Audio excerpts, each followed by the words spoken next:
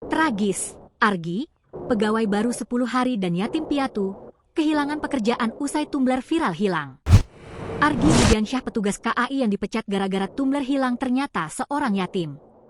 Dia baru bekerja selama 10 hari lalu, kini harus kehilangan pekerjaan karena penumpang yang memviralkan tumbler hilang.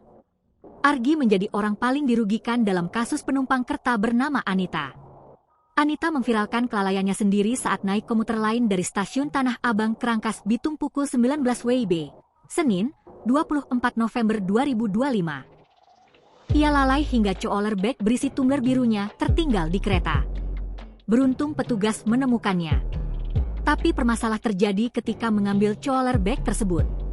Ia mendapat tumbler tuku miliknya sudah tak ada di dalam tas. Tumbler tuku Kugone atas ketidaktanggung jawab petugas PT KAI Komuter Line, tulis Anita di Utas Triads.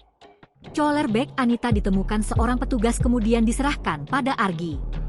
Setelah menerima dari security, Argi menyimpan tas Anita di ruangan PS.